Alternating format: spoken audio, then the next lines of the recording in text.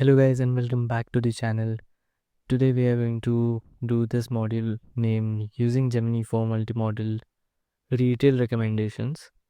So this is the next module of the previous next module of this course, which is inspect rich documents with Gemini, multimodularity and multimodal rack. So let's just start this video. Let's just start this lab. We have to pay 5 credits more. Alright, the lab has been started. Just right click and open the console in the incognito window. It will take some time. Just click on I understand. Again, now it will show you the console Google Cloud platform interface. Just click I agree and continue. Now let's go to the task 1, which is again we have to open Workbench and there we have to open Vertex AI Jupyter Lab. So in Vertex AI under notebook section there's Workbench. Click on it. It will take few seconds to load. Now just open this lab.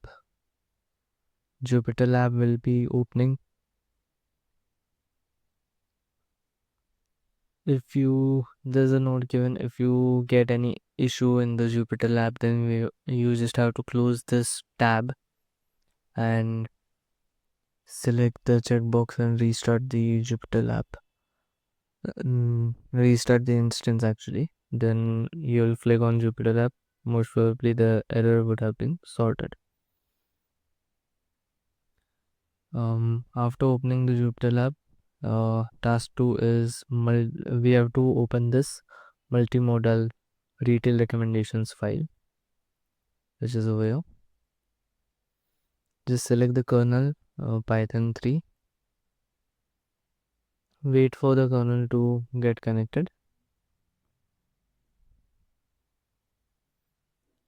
Alright.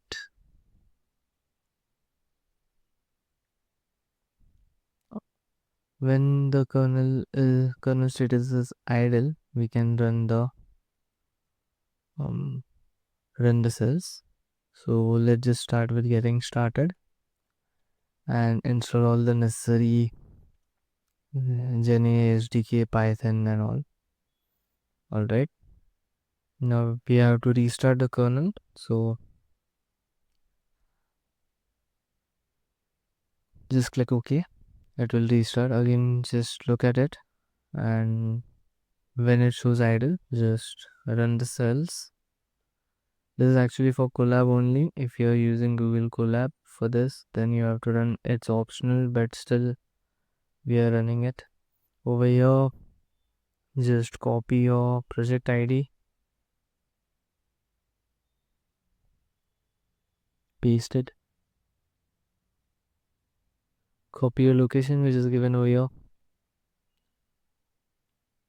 and paste it again over here. Now just run this cell.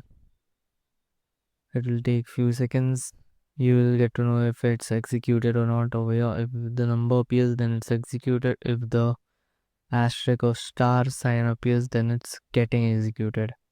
Alright, now we're importing the libraries using the Gemini 2.0 Flash model. Let's just check over here. Yes, they have given use Gemini 2.0 Flash model, so we are using that. So what are we doing right now? Virtual understanding with Gemini. Here you will ask the Gemini model to describe a room in detail from its image. To do that, you have to combine text and image in a single prompt. Alright, so the image URL is given. We are using part to just give the URL as well as the type of the image. Then the prompt is describe what's visible in this room and the overall atmosphere. So in contents we are giving room and prompt. The response we are using generate content stream. So it will give line by line response, like stream is used for that. So In that we have passed model ID, which is our Gemini 2.2 Flash, and another parameter is contents, which is over here we have stored them. Before printing the response, we are going to print this just so that we know. And for response and responses, print response.text and colon. So basically the enter field is we have done over here. You will get to know when we will do this. So we have removed the space. So at the end we are not mm, now we just saw that we got the output like line by line, but technically what happens is when you get similar kind of output, if you want you can just check removing the end part and run it. So see, this is the problem, that over here now you will get the room is in a moderate in a modern cozy living space, and again like the words are not in a sequence. So that is why when we mention end equal to and nothing inside the double quotes, we don't have to give anything, we are just mentioning that there is no space needed. So after that when we run this, so it will automatically take remove the enter space and keep it like this. So that will be easy for you to understand. And if you notice that every time we are running, the response is changing, like mm, for previous response it was something else, for now it is something else, and now again I'll do, it will give me even more uh, it is kind of short, but over here right now we have 3 4 short paragraphs. Previously I don't think there were 3 or 4, there were somewhat, there was a one para or two para. Anyways, you got it right. So now next is generating open recommendation based on built-in knowledge. So using same image, you can ask the model to recommend a piece of furniture that would fit in it alongside with the description of the room. Note that the model can choose any furniture to recommend in this case, and can do so from its only built-in knowledge. So we are giving two prompts. One is recommend a new piece of furniture, and second prompt is explain the reason in detail, so why it's taking that prompt. So what we are giving, first we are giving prompt 1, then we are passing the image, and then we'll be passing prompt 2. All right, again the same thing, because we are using stream, we are using this. All right, you can see how the code how the response is getting generated in front of us. That is what stream is. If you have uh, seen my previous videos, that in many of the videos I have explained this part as well. In previous course as well I have explained this part, and what we are doing is actually done previous model as well. So this is uh not that we are not doing something new over here. Now in the next cell you will ask model to recommend a type of chair. Here we are just being particular about the furniture and now about this image. So, and it is also said that model that choose any type of chair to recommend this. So we have just given describe the room and recommend type of chair that would fit in it. Again the same things are happening, and this is the response it has given. If you want, there is one more thing, like instead of printing, like what we did was used markdown function and used display, so that we will not need like over here it's using asterisks. Basically it might be bold, so that might be an issue. Let's just try. Okay, so markdown is not defined. How markdown is not defined? Um, and there might be something. So I guess an import statement, you have to import the markdown somewhere probably, which we haven't done, so that might be an issue. Let it be. If you have the previous code, I don't exactly remember how to import markdown. I don't have the exact import idea, so for now I'll just keep it here only. And again, generating recommendations based on provided images. So over here we are generating recommendations. We are asking it to recommend. Now we have given few URLs of furnitures, and those are all stored in furniture images URL. So we are using we are creating a list of furniture images and passing URLs. So if you think that if you are passing URL over here, but there is furniture image URLs, right? So what we are doing is uh, we call it list comprehension. So in list comprehension, what we do is first it is in form of list, then we are using for loop. So for URL in furniture image URLs. Mm, So you have to read it like this first, and inside this loop, this is going to happen. Okay, so that is what happening, and it will be in a list format. So instead of writing 4 5 lines of code, we are making it in one line.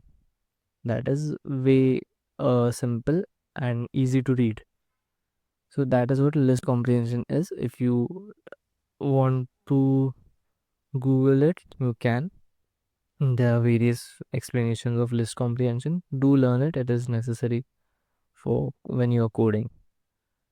Alright, then we have given in contents, we have mentioned consider following share one, then image. So we have stored images in list. So how list work? It's an array basically. So it starts from 0. We have 4 lists, so we'll have 0 1 2 3. So 3 index will be there. So we have 0 1 2 3. So these are 4 shares. And room image is also passed. Like we have already stored the room image. So you are interior designer for each chair, whether it would whether it be appropriate for the style of the room. You have asked for recommendation, and here is the recommendation for each chair. Now you can also return the response in JSON format to make it easier to plug recommendations into a recommendation system. So over here we just got a text response, right? Now when we are giving when return in JSON, we have mentioned that return in JSON type format, and over here also we are using generate content config, in which the response MIME type will be application/JSON. So in this we will get a response in JSON format. You can see over here that chair for chair 1 fit, it says false. Explanation: chair 1 is a stool and does not fit the aesthetics of the room. Now you can see that it is way more easy to read for us because it has created it in a JSON format. Basically, it's a dictionary key value pairs. We say this, that this is the key and it's the value of the key. And why we have created it in JSON? So they have mentioned that when you have to plug these recommendations into a recommendation system, you will just insert this JSON file and connect it to it to connect JSON file to the recommendation system. So it would be easy for you to make the recommendations basically. For chair 2, fit is true, so it's giving binary response for fit. We got that. Then chair 2 is comfortable looking armchair and it fits the aesthetics of the room. Chair 3 is fall, it's a stool, does not fit the aesthetics. And chair 4 is again 2, comfortable looking chair. Alright. Let's just see. Okay, I don't know, I just accidentally rerun the cell, but you will get the response different, like, but the fact that falls and two are not changed, you might get the explanation different, not the basic response, which is chair 1 is stool, chair 2 is comfortable armchair, chair 3 is again stool, and chair 4 is a comfortable style chair. Alright, let's go back to the manual now and just click on check my progress. And mostly will be good because this was a short notebook. So congratulations, first of all, we have done the second module as well. There are two more to go. One is a module in which we are going to use RAG, and the final will be challenge lab, where we will be implementing all these things which we learned just now in this notebook. First of all, close your incognito window, and now you can just end the lab.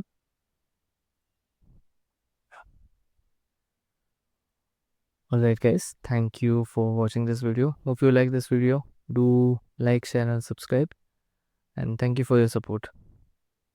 See you in the next one.